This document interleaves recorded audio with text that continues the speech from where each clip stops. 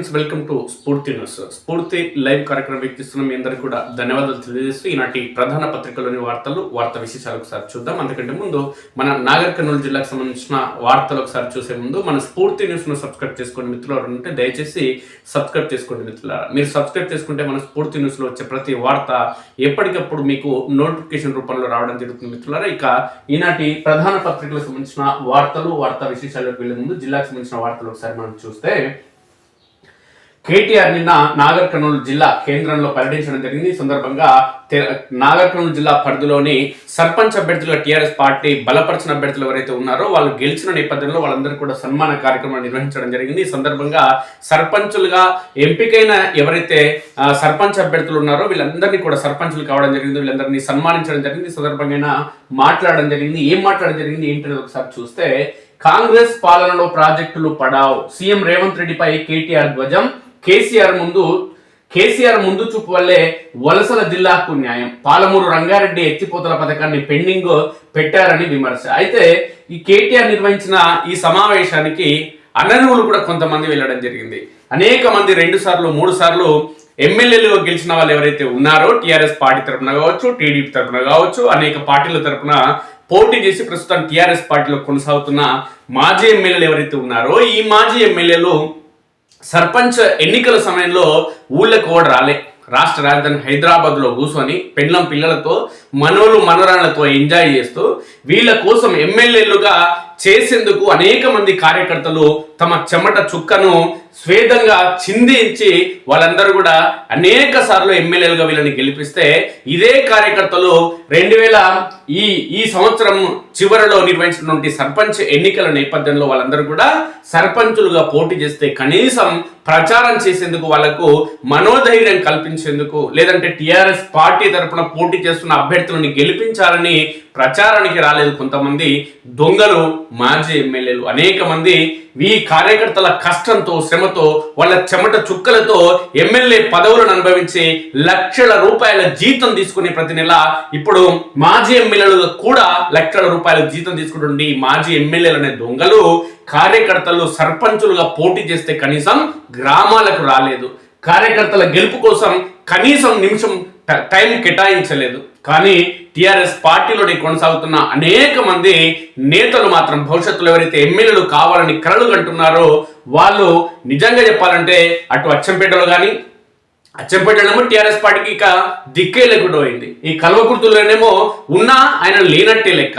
అయినప్పటికీ కూడా కల్వకుర్తి నియోజకవర్గంలో ప్రధానంగా టీఆర్ఎస్ పార్టీ తరఫున ఒక ఉప్పల వెంకటేష్ ఈ ప్రాంతంలో టీఆర్ఎస్ పార్టీ అభ్యర్థుల గెలుపు కోసం ఆయన క్రియాశీలక పాత్ర పోషించడం జరిగింది. అదేవిధంగా గోలి శ్రీనివాస్ రెడ్డి తన వంతు పాత్ర పోషించడం జరిగింది. ఇక చారగుండ మండలానికి వెల్లండ మండల పరిధిలో జూపల్లి భాస్కర్ రావు కూడా టీఆర్ఎస్ పార్టీ అభ్యర్థుల గెలుపు కోసం పనిచేయడం జరిగింది. ఈ రోజు కల్వకుర్తి నియోజకవర్గ పరిధిలో టీఆర్ఎస్ పార్టీకి సర్పంచ్ అభ్యర్థులు ఈ రోజు గెలవడం జరిగిందంటే ప్రధానమైన భూమిక ఉప్పల చారిటబుల్ ట్రస్ట్ చైర్మన్, అదేవిధంగా మిషన్ భగీరథ మాజీ వైస్ చైర్మన్ ఉప్పల వెంకటేష్ క్రియాశీలక పాత్ర పోషించడం జరిగింది.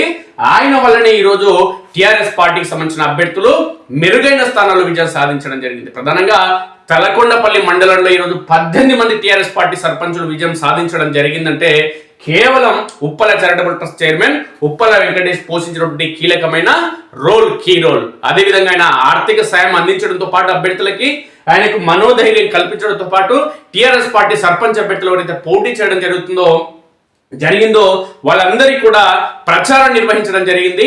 ఎవరైతే నాయకులు కార్యకర్తలు గ్రామాల్లో ఉన్నారో తమ అభ్యర్థులను గెలిపిస్తే అభివృద్ధి కార్యక్రమాలు చేస్తానని Uppala charitable trust chairman Uppala Venkatesh చెప్పడం జరిగింది. ఒక్కొక్క అభ్యర్థికి లక్షల రూపాయల ఆర్థిక సాయం అందించడం జరిగింది. ఈయనతో పాటు గోళి శ్రీనివాస్ రెడ్డి కూడా తన వంతు పాత్ర పోషించడం జరిగింది. ఆయన కూడా పాపం మాడుగుల మండలానికి సంబంధించిన కొంతమంది నాయకులు కావచ్చు, లేదంటే వెల్లండ మండలానికి సంబంధించిన కొంతమంది నాయకులు, కల్వకుర్తి మండలానికి సంబంధించి, తలకొండపల్లి మండలానికి సంబంధించి, ఆమన్గల్ మండలానికి సంబంధించి తన వంతు పాత్ర ఆర్థిక సాయం అందించడం జరిగింది గోళి శ్రీనివాస్ రెడ్డి. ప్రముఖంగా Uppala charitable trust chairman Uppala Venkatesh, Goli Srinivas Reddy.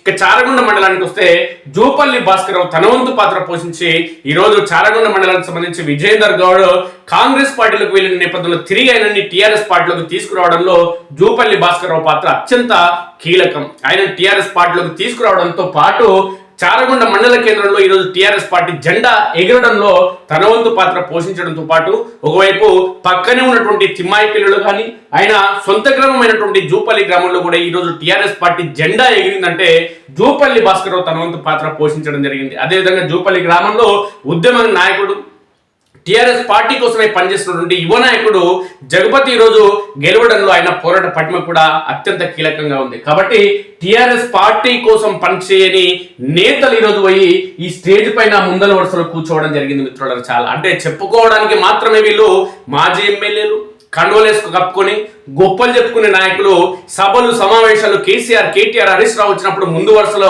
కూర్చోవడం జరుగుతుంది. కానీ కష్టాల్లో ఉన్న పార్టీని ఆదుకోవడం కానీ లేదంటే పార్టీ తరఫున అభ్యర్థులు పోటీ చేస్తున్న తరుణంలో కనీసం మచ్చుకైనా కనిపించిన ఈ నాయకులు పార్టీకి ఉపయోగపడరు, కార్యకర్తలకు ఉపయోగపడరు. కేవలం వీళ్ళ కులాలని ముందర పెట్టుకొని వీళ్ళు చేసే ప్రయోగం ఏంటంటే మేము ఉద్ధరించినమని గొప్పలు చెప్పుకోవడానికి తప్ప కార్యకర్తలకు కానీ పార్టీలకు కానీ ఏనాడు కూడా ఉపయోగపడిన నాయకులు. ఇక అచ్చంపేట నియోజకవర్గాన్ని చూస్తే 2 సార్లు ఎమ్మెల్యే అధికారం పోయిందని చెప్పి అప్పుడే ఊరికైనా పార్టీలో కలవడం జరిగింది, వేరే పార్టీలో. కానీ ఈరోజు అచ్చంపేట నియోజకవర్గానికి సంబంధించిన అనేక మంది కార్యకర్తలు 2 దశాబ్దాలుగా టీఆర్ఎస్ పార్టీ పటిష్టత కోసం గ్రామీణ ప్రాంతాల్లో ఆ పార్టీని బలం చేయాలనే కోణంలో అనేక దిమ్మెలు కట్టి పార్టీ జెండాను పాతిన కార్యకర్తలందరూ కూడా ఈరోజు ఆ పార్టీకి సంబంధించి నాయకుడు రాజీనామా చేసి పక్కకు పారిపోయిన నేపథ్యంలో టీఆర్ఎస్ పార్టీకి సంబంధించిన కార్యకర్తలకు మనోధైర్యం లేక, పార్టీని నడిపించే నాయకులు నియోజకవర్గంలో లేక అనేక మంది గెలుపు ముంగిట చాలా మంది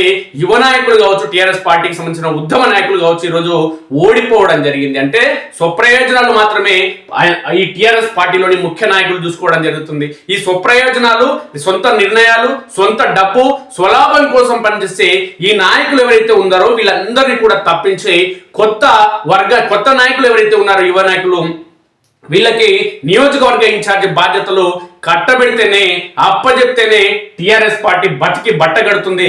లేదంటే టీఆర్ఎస్ పార్టీ 2023 అసెంబ్లీ ఎన్నికల్లో ఏదైతే గత్యంతరం లేని పరిస్థితి ఈ టీఆర్ఎస్ పార్టీ ఓడిపోవడం జరిగిందో, 2024 పార్లమెంట్ ఎన్నికల్లో గుండు సున్నాకు టీఆర్ఎస్ పార్టీ పరిమితం కావడం జరిగిందో, వచ్చే ఎన్నికల్లో కూడా ఇది పునరావృతం అయి తీరుతుంది.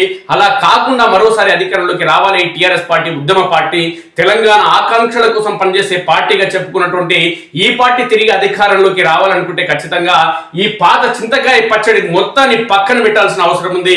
ఈ పాత చింతకాయ పచ్చడితోని ఎలాంటి ఉపయోగం లేదు. పార్టీ కార్యకర్తలకు కానీ లేదంటే ఎవడైనా కార్యకర్త చనిపోతే కనీసం ఒక అరబస్త బియ్యం ఇయ్యడానికి కానీ లేదంటే 2000 రూపాయల ఆర్థిక సాయం ఇవ్వడానికి కూడా పనికిరాని ఇలాంటి పాత చింతకాయ పచ్చడి లాంటి నాయకులను ఖచ్చితంగా నియోజకవర్గ ఇన్ఛార్జీలుగా ఖచ్చితంగా తొలగించి యువ రక్తాన్ని, యువ నాయకత్వాన్ని బాధ్యతలు అప్పగిస్తేనే పార్టీ బతికి బట్టగడుతుంది. లేదంటే కేసీఆర్ ఒక పక్క, కేటీఆర్ ఒక పక్క, ఆయన హరీష్ రావు ఒక పక్క, ఇంకా ఇలా ఇంటి ఆడపడుచు కవిత ఇంకా ఎనికి పక్కకు ఇట్లనే పోతామంటే టిఆర్ఎస్ పార్టీ మొత్తం అంటే చిరిగిపోవడం అనేది ఖాయం. మొత్తం అది ఇస్తరాకు కుక్కలు చింపిన ఇస్తరాకిగా ఈ టిఆర్ఎస్ పార్టీ మారడం ఖాయం. కాబట్టి ఇప్పటికీ అది ఆ విధంగా మారింది. ఈ మారిన నేపథ్యంలో ఈ టిఆర్ఎస్ పార్టీకి సంబంధించిన మాజీ మంత్రులు ఎవరైతే ఉన్నారో, మాజీ ఎమ్మెల్యేలు ఎవరైతే ఉన్నారో వీళ్ళు కూడా బలుపు మాటలు కొంచెం తగ్గించుకోవాలి. ఏం బల్పు మాటలు అంటే మాతోనే తెలంగాణ రాష్ట్రం వచ్చిందని ఈ బల్పు మాటలు తగ్గించుకోండి. కేసీఆర్ ఒక్కడితోనే తెలంగాణ రాష్ట్రం వచ్చిందని బల్పు మాటలు తగ్గించుకోండి. కేసీఆర్ లేకుంటే తెలంగాణ రాకపోవు అనే బల్పు మాటలు జర తగ్గించుకోండి. ఎందుకంటే సకల జనులు కులం, మతం, వర్గం, లింగం విభేదం ఏమీ లేకుండా తెలంగాణ రాష్ట్రంలో ప్రతి బిడ్డ, ప్రతి కులానికి సంబంధించి, ప్రతి వర్గానికి సంబంధించి తెలంగాణ రాష్ట్రంలోని సబ్బండ వర్గాలకు సంబంధించిన బిడ్డలు తెలంగాణ ఉద్యమంలో కలిసి పనిచేస్తేనే, సకల జనుల సమ్మెలో పాల్గొంటేనే తెలంగాణ రాష్ట్రం అనేది సిద్ధించిందనే సోయి కొంచెం తెచ్చుకొని, బల్పు కొంచెం తగ్గించుకొని అధికార పక్షానికి సంబంధించిన కాంగ్రెస్ పార్టీ లేదంటే ప్రతిపక్షంలో రాష్ట్రంలో ఉన్నటువంటి బీజేపీ పార్టీ పైన అవాక్కులు చెవాకులు ఇష్టారీతి రోత మాటలు కొంచెం తగ్గించుకుంటే టిఆర్ఎస్ పార్టీ నాయకులు బుద్ధి తెచ్చుకొని మళ్ళీ అధికారంలోకి వస్తుంది. అంతేగాని మేమే తెలంగాణ తెచ్చినాం, మా పోరాటంతోనే తెలంగాణ రాష్ట్రం వచ్చిందని సొల్లు కబుర్లు మీరు చెప్పకండి. ఎందుకంటే శ్రీకాంతాచారి తెలంగాణ రాష్ట్రం ఏర్పాటు కోసం, తెలంగాణ రాష్ట్ర కళ కోసం తను ఆత్మ బలిదానం చేసుకోవడం జరిగింది. పెట్రోల్ పోసుకుని అగ్గిపుల ముట్టించుకొని. కానీ హరీష్ రావుకు పెట్రోల్ పోసుకున్నాడు, అగ్గిపుల ముట్టించుకోలేదు. కాబట్టి శ్రీకాంతాచారి కంటే హరీష్ రావు గొప్పోడు కాదు. తెలంగాణ రాష్ట్రం కోసం తమ జీవితాలని దారపోసినటువంటి ప్రొఫెసర్ ఎవరైతే అనేక మంది ప్రొఫెసర్లు జయశంకర్ కావచ్చు, లేదంటే కోదండరాముడు కావచ్చు, లేదంటే కొండ లక్ష్మణ్ బాపూజీ కావచ్చు, వీళ్ళందరూ అనేక మంది తెలంగాణ రాష్ట్ర ఏర్పాటు కోసం తన జీవితాలను ఫనంగా ఇండ్లను కూడా ఫనంగా పెట్టి పార్టీ కోసం ఉద్యమం కోసం ఇవ్వడం జరిగింది. వాళ్ళకంటే కేసీఆర్, కొండ లక్ష్మణ్ బాపూజీ కంటే ప్రొఫెసర్ జయశంకర్ కంటే కేసీఆర్ ఏం గొప్పోడు కాదు. ఎందుకంటే 9 రోజులు ఉద్యమం చేసినంత మాత్రాన కానిస్టేబుల్ కిష్టయ్య కంటే గొప్పోడు ఏం కాదు కేసీఆర్, యాదిరెడ్డి కంటే గొప్పోడు ఏం కాదు కేసీఆర్. కాబట్టి ఇలాంటి చారి సాబ్ కంటే గొప్పోడు ఏం కాదు కేసీఆర్. కాబట్టి ఇలాంటి సొల్లు కబుర్లు కొంచెం తగ్గించుకొని కొంచెం అణిగి ఉండి ఈ బూతు మాటలు రోత మాటలు కొంచెం కేసీఆర్ కానీ తగ్గించుకొని ప్రజల మన్ననలు పొందండి. కాంగ్రెస్ పార్టీ ఏదైతే హామీలు ఇవ్వడం జరిగిందో ఈ హామీలు ఇచ్చినటువంటి కాంగ్రెస్ పార్టీ పైన ప్రజలతో కలిసి ఉద్యమాలు చేసి, అదేవిధంగా ఈ పాత చింతకాయ పచ్చడిని పక్కన పెట్టి యువరక్తానికి పార్టీ పగ్గాలు అప్పజెప్పి వచ్చే ఎన్నికల నాటికి ముందుకు వెళ్తే టీఆర్ఎస్ పార్టీ అధికారంలోకి వచ్చే అవకాశం ఉంటుంది. కానీ ఇదే విధంగా కులాన్ని ముందర పెట్టి ఈ కులమైనకి పార్టీకి పగ్గాలు ఇవ్వాలి, లేదంటే పార్టీ బీఫామ్ ఇవ్వాలంటే ఆ కులమైన పార్టీకి కానీ లేదంటే కార్యకర్తలకు కానీ ఉపయోగపడే అవకాశం లేదు. ఎందుకంటే అనేక సార్లు ఎమ్మెల్యే పదవులు చేసిన ఈ పాత చింతకాయ పచ్చలతోని ఒరిగిందేమీ లేదు. అనేక సార్లు మంత్రి పదవులు చేసిన ఈ పాత చింతకాయ పచ్చడితోని ఒరిగిందేమీ లేదు పార్టీ కానీ కార్యకర్తలు కానీ వాళ్ళని పక్కన పెడితేనే పార్టీ బతికి బట్ట కడుతుంది. వీళ్ళు చెప్పుకోవడానికి వీళ్ళ చరిత్ర ఉంది తప్ప వీళ్ళకు భవిష్యత్తు లేదు పార్టీలో కానీ సమాజంలో. కాబట్టి భవిష్యత్తు లేని ఈ నాయకులని భవిష్యత్తు లేకుండా చేస్తేనే పార్టీకైనా భవిష్యత్తు ఉంటుంది, కార్యకర్తలకైనా భవిష్యత్తు ఉంటుంది, లేదంటే టీఆర్ఎస్ పార్టీకే భవిష్యత్తు లేకుండా అవుతుందనేది సుస్పష్టం. అయితే నిన్న కేటీఆర్ ఏమేమి మాట్లాడడం జరిగింది ఒకసారి చూద్దాం. పాలమూరు పులిబిట్టనని పదే చెప్పుకునే ముఖ్యమంత్రి రేవంత్ రెడ్డి ఉమ్మడి మహబూబ్నగర్ జిల్లాలోని ప్రాజెక్టులను పడావు పెట్టారని బీఆర్ఎస్ వర్కింగ్ ప్రెసిడెంట్ కేటీఆర్ దుయ్యబట్టారు. 10 ఏళ్ల బీఆర్ఎస్ పాలనలో పాలమూరు జిల్లా రైతాంగానికి 90% ప్రయోజనం చేకూరిందని అన్నారు. కాంగ్రెస్ ప్రభుత్వం మిగతా 10% నిధులు కూడా ఇవ్వకుండా తాత్సారం చేయడం ఎంతవరకు సమంజసమని ప్రశ్నించారు. పార్టీ మద్దతుతో గెలుపొందిన సర్పంచులు, వార్డు మెంబర్లకు ఆదివారం నాగర్ కర్నూలు జిల్లా కేంద్రంలోని బీఆర్ఎస్ పార్టీ కార్యాలయంలో ఏర్పాటు చేసిన సన్మాన కార్యక్రమానికి BRS party working president KTR హాజరయ్యారు. ఈ సందర్భంగా ఆయన వార్డు సభ్యులు, సర్పంచులకు సన్మానం చేసిన అనంతరం కేటీఆర్ ప్రసంగించారు. కృష్ణా జీవనది ప్రవహిస్తున్న ఉమ్మడి జిల్లాలో ఈ ప్రాంత రైతాంగానికి జరిగిన అన్యాయంపైనే తెలంగాణ మలిదశ పోరాటం ఊపందుకుందని చెప్పారు. మహబూబ్నగర్ పార్లమెంట్ సభ్యుడిగా ప్రాధాన్యం వహించిన కేసీఆర్ కల్వకుర్తి, ఎత్తిపోతల, భీమా, నెట్టెంపాడు, పాలమూరు, రంగారెడ్డితో పాటు అనేక ప్రాజెక్టులు పూర్తి చేయాలన్న సంకల్పంతో ఆయన పనిచేయడం జరిగింది అంటే ఈ సందర్భంగా కేటీఆర్ అనేక విషయాలను పేర్కొనడం జరిగింది. ఈ నేపథ్యంలోనే కేటీఆర్ చేసినటువంటి అధికార పార్టీ పైన చేసినటువంటి విమర్శలు కావచ్చు, లేదంటే నాడు అధికారంలో ఉన్నటువంటి ఈ కేసీఆర్ నాయకత్వంలోని టీఆర్ఎస్ పార్టీ చేసినటువంటి పనులపైన వివరించడం జరిగింది.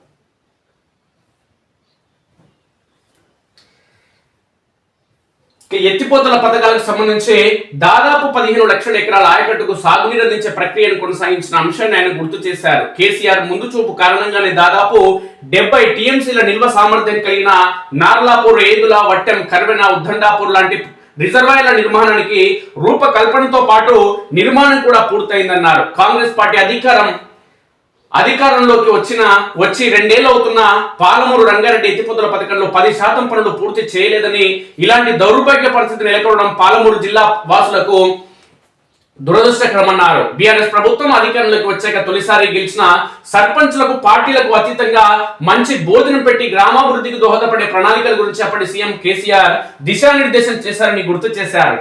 కొడంగల్లో కొత్తగా ఎన్నికైన సర్పంచులతో సమావేశమైన ముఖ్యమంత్రి రేవంత్ రెడ్డి ఆపోజిషన్ ఉంటే పాత్ర వేయండి, పేగులు చించి మెడలో వేసుకోండి అంటూ అసంబద్ధమైన సందేశాలను సర్పంచులకు పంపించడం ఎంతవరకు సమంజసమని ప్రశ్నించారు. పంచాయతీల అభివృద్ధిపై ప్రభుత్వానికి నిజంగా చిత్తశుద్ధి ఉంటే తమ ఆస్తులను అమ్ముకుని గ్రామాభివృద్ధికి దోహదపడిన మాజీ సర్పంచుల బిల్లులను తక్షణమే చెల్లించాలని డిమాండ్ చేశారు. ఈ దొంగ మాటలు, రోత మాటలు మానుకో కేటీఆర్. ఎవడు అధికారంలో ఉన్నప్పుడు ఈ సర్పంచులు అప్పులు చేసిరా? ఎవడు అధికారంలో ఉన్నప్పుడు ఈ సర్పంచులు అప్పులు చేసి అభివృద్ధి కార్యక్రమం సిగ్గుందా కేటీఆర్ నీకు ఈ విషయం మాట్లాడనీక? మీ అయ్య ముఖ్యమంత్రి ఉన్నప్పుడు, నువ్వు మంత్రి ఉన్నప్పుడు, నీ బావ మంత్రి ఉన్నప్పుడు కదా, ఎందుకు ఇయ్యలేదా? గీ రోత మాటలు మానుకో, ఈ అబద్ధపు మాటలు మానుకొని నిజమైన వాస్తవాలు ఏందని ప్రజలకు చెప్పు. అప్పుడు మాత్రమే ప్రజలు విశ్వసిస్తారు, మరోసారి మీకు అధికారం కట్టబెడతాడు. పాత సర్పంచ్ కంటే రేవంత్ రెడ్డి అంటే బిల్లులు ఇవ్వాలంట. మరి మీరు ఏం నరికిరయ్యా ఆయన బిల్లులు ఇవ్వకుండా? ఎందుకు ఇవ్వలే బిల్లులు ఆయన? ఈ మాటలే మిమ్మల్ని అత్యంత పార్లమెంట్ ఎన్నికల గుండుసు నాకు మిమ్మల్ని పరిమితం చేసినాయి. అయినా మీకు మారతలేరు, మీ ఇంట్లో ఏందో. ఇక బిల్లులు చెల్లించాలట తాను మరోసారి నాగర్కర్నూలు జిల్లా పర్యటనకు వస్తానని, అప్పటి వరకు పాలమూరు రంగారెడ్డి ఎత్తిపోతల పథకంలో భూములు కోల్పోయిన నిర్వాసితులకు న్యాయమైన పరిహారం చెల్లించకుంటే ఆందోళనకు దిగుతామని హెచ్చరించారు. మాజీ మంత్రి శ్రీనివాస్ గౌడ్ మాట్లాడుతూ బడుగు బలహీన వర్గాల అభ్యున్నతి ప్రధాన లక్ష్యంగా పనిచేసే పార్టీ బీఆర్ఎస్ ఒక్కటేనని, రాబోయే ఎన్నికల్లో కేసీఆర్ తిరిగి ముఖ్యమంత్రి కావడం ఖాయమన్నారు. ఈ బడుగు బలహీన వర్గాలు సొల్లు కబుర్లు మానుకోండి దయచేసి. మాజీ మంత్రి గారు ఏం ఉద్ధరించిందా బీసీలని? ఈ టీఆర్ఎస్ పార్టీ ఏం చేసింది బీసీలకు? ఎస్సీలకు ఏం చేసింది? ఎస్టీలకు ఏం చేసిందా? నువ్వు బీసీ మంత్రి ఉండి బీసీలను అనేక మంది తీసుకుపోయి జైల్లో వేసినావు. అది మీ చరిత్ర. నువ్వు ఒక్కనే ఉద్యమం చేసినట్టు ఒకటే డబ్బా కొట్టుకుంటారు. మాజీ ఎమ్మెల్యే జైపాల్ యాదవ్ మాట్లాడిందంట. ఏం మాట్లాడతావు నాయన? సర్పంచ్ ఎన్నికలు ఇక్కడ జరుగుతుంటే ఏడిపోయినావు? సర్పంచ్ ఎన్నికల సమయంలో మీ ఊళ్ళో ఎందుకో టీఆర్ఎస్ పార్టీ గెలవలేదు? మీ చెల్లంపల్లిలో 3 సార్లు ఎమ్మెల్యేవు కదా, ఎందుకో గెలవలేదు టీఆర్ఎస్ పార్టీ? సర్పంచ్ ఎందుకు గెలిపించుకోలేదు? ఈ దిశానిర్దేశం చేస్తారంట టీఆర్ఎస్ పార్టీకి, కార్యకర్తలకు, నియోజకవర్గంలోని ప్రజలకు, బీసీలకు, బహుజన వర్గాలకు జైపాల్ యాదవ్ దిశానిర్దేశం. ఏంటి దిశానిర్దేశం? సొంత ఊళ్ళే సర్పంచ్ని గెలిపించుకోలేదు, 3 సార్లు ఎమ్మెల్యే. ఏం చెప్పాలి? ఇడున్న కాంగ్రెస్ ఎమ్మెల్యేలు కూడా అదే పరిస్థితి. అంటే కాంగ్రెస్ అయినా గెలవలే వీళ్ళ సొంత ఊర్లో. ఇప్పుడున్న సిట్టింగ్ ఎమ్మెల్యే చెప్పుకోనిక ఓ విద్యావంతుడు, మేధావి, కల్వకుర్తికి నీళ్ళు తీసుకొచ్చిండు, ఓ ఖతర్నాక్ ఏమో జోలు చెప్తాడు ఆయన. ఏమన్నా మాట్లాడితే చిరుబుర్రుగా చించుకుంటాడు, ఏం లేకుండా పైంట్ అంగి మొత్తం. ఆయన ఊళ్ళో కూడా గెలవలే. వీళ్ళు నాయకుడు. మాజీ ఎమ్మెల్యే జైపాల్ యాదవ్ మాట్లాడుతూ జిల్లాలో బీఆర్ఎస్ పార్టీ ఎమ్మెల్యేలు ఎవరూ లేకపోయినా 100కు పైగా సర్పంచ్ స్థానాలు గెలుచుకున్నామన్నారు. ఓడో పిల్లాడి అంటే ఓడో ముద్దాడినట్టు ఈయన వ్యవహారం. ఈయన వచ్చి కార్యకర్తల కోసం పనిచేసినట్టు, టీఆర్ఎస్ పార్టీ కార్యకర్తలు గెలిపించుకున్నట్టు, సొంత ఊళ్ళే గెలిపించుకోలేదు. ఈయన మళ్ళీ మైక్ పట్టుకుని ఏదో మాట్లాడతాడు. అర్థం పర్థం ఏది ఉండదు జైపాల్ యాదవ్ మాట్లాడితే. ఏటికుంటారు అప్పుడు? మీ వల్ల పార్టీ కార్యకర్తలకు ఉపయోగమా? మీ వర్గాలకు ఉపయోగమా? బీసీలకి, పార్టీలకు ఉపయోగమా? ఎవరికి మీరు ఉపయోగం చెప్పండి? మీకోసం మీరు తప్ప ఎవరికి ఉపయోగపడతారు మీరు ఈ సమాజంలో? ఇక బీఆర్ఎస్ రాష్ట్ర నాయకుడు డాక్టర్ ఆర్ఎస్ ప్రవీణ్ కుమార్ మాట్లాడుతూ కేవలం గెలిచిన బీఆర్ఎస్ సర్పంచులకి జరుగుతున్న సన్మానం కాదని, కాంగ్రెస్ ప్రభుత్వం దుర్మార్గ పాలనలో గోసపడుతున్న యావత్ తెలంగాణ రైతులు, ఉద్యోగులు, ప్రజలకు జరుగుతున్న సన్మానంగా భావించాలని అభిప్రాయపడ్డారు. అంతకుముందు మాజీ ఎమ్మెల్యే మరి జనార్దన్ రెడ్డి ఆధ్వర్యంలో జరిగిన నాగర్కర్నూలు పట్టణంలో కేసీఆర్ కాన్వాయ్ ముందు దాదాపు 500 బైకులతో ర్యాలీ నిర్వహించారు. ఈయన ఎవరు? ఆర్ఎస్ ప్రవీణ్ కుమార్ 2023 అసెంబ్లీ ఎన్నికల కంటే ముందు ఏం మాట్లాడాడు? కేసీఆర్ దొంగ, కేటీఆర్ గజ దొంగ, హరీష్ రావు పక్కా దొంగ, కల్వకుంట్ల కవితనేమో ఢిల్లీలో లిక్కర్ స్కామ్ చేసిన దొంగ, వీళ్ళని ఖచ్చితంగా జైల్లో పెట్టాలని బీఎస్పీ పార్టీ తరఫున పోటీ చేసిన అనేక గప్పాలు కొట్టిండు. 3 నెలలు, 2 నెలలు, 15 రోజులు తిరగక ముందుకి అసెంబ్లీ ఎన్నికల తర్వాత పార్లమెంట్ ఎన్నికలు వచ్చేసరికి నాగర్కర్నూలు బీఫామ్ టికెట్ ఇస్తాంటే ఉరికి పోయి కేసీఆర్ కాళ్ళ దగ్గర కూర్చున్నాడు ఆర్ఎస్ ప్రవీణ్ కుమార్. అసెంబ్లీ ఎన్నికల సమయంలో కేసీఆర్ లంగా దొంగ అని చెప్పిండు ఈయన. పార్లమెంట్ ఎన్నికలు వచ్చిన తర్వాత కేసీఆర్ మంచోడు, దొర, ఈయన అద్భుతమైన పాలన చేసిన చెప్పిండు. ఎక్కడుంది మీ క్రెడిబిలిటీ, క్యారెక్టర్? ఏం నమ్మాలంటే 15 రోజుల కింద కేసీఆర్ మీద విమర్శలు చేసిన ఆ మాటలు మిమ్మల్ని నమ్మాలా? లేకుంటే 15 రోజుల తర్వాత పార్లమెంట్ ఎన్నికలు వచ్చిన తర్వాత కేసీఆర్ మీద చేసిన విమర్శలు మేము నమ్మాలా? ఒకటే నాలుక మీది, మీరు ఒకటే మనిషి. మేము మాత్రం మాకు 2 చెవులు ఉన్నాయి కాబట్టి ఈ చెవుతో ఒకసారి పాజిటివ్, ఈ చెవుతో ఒకసారి నెగిటివ్ వినాలా? మేమేమన్నా ఎట్లా నమ్మాలి మిమ్మల్ని, మీ రాజకీయ నాయకుల్ని? ఏం నమ్మాలి మీరు? భవిష్యత్ తరాలకు మీరు ఒక బడుగు బలహీన వర్గాల నుంచి ఒక ఆర్ఎస్ ప్రవీణ్ కుమార్ వచ్చిండు, రాష్ట్ర రాజకీయాలను మార్చగలుగుతాడు, అగ్రవర్ణ కుల పెత్తనాన్ని రద్దు చేస్తాడు, బహుజన వర్గాల కోసం ఈయన పోరాటం చేస్తాడని చెప్పి బహుజన వర్గాలన్నీ కలడు కంటే ఆర్ఎస్ ప్రవీణ్ కుమార్ పోయి దొరకాల దగ్గర కూర్చున్నాడు. కూర్చొని అలా దొరపాలన అద్భుతం అంటున్నాడు, దొరపాలన తిరిగి రావాలి అంటున్నాడు. ఇదే దొరపాలన గురించి విమర్శ చేసిన ఆర్ఎస్ ప్రవీణ్ కుమార్ మళ్ళీ దొరపాలన రావాలంటున్నాడు. ఇక ఇది రాజకీయాల్లోకి ప్రవేశించిన తర్వాత మన బహుజన వర్గాలకు సంబంధించిన నేతల తీరు, భవిష్యత్తులో ఎవడన్నా బహుజన వర్గాలకు సంబంధించిన నాయకుడు ఎవడన్నా రాజకీయం చేయనీకి వస్తే వాళ్ళని నమ్మే పరిస్థితి లేకుండా చేస్తున్నారు ఆర్ఎస్ ప్రవీణ్ కుమార్. దానికి ఉదాహరణ ఇలాంటి వాళ్ళని చూస్తే బహుజన వర్గాలను చూడడానికి రాజకీయ నాయకుడు వస్తే ఈయన కూడా ఆయన లేక మాట్లాడరని ఆయన ఈయన్ని నమ్మి మనం ఎందుకు ఓట్లేయాలనే కోణంలో మనం భవిష్యత్ తరాలు చెప్పుకునే పరిస్థితి దాపురిస్తుంది ఆర్ఎస్ ప్రవీణ్ కుమార్ అందుకు ఉదాహరణ.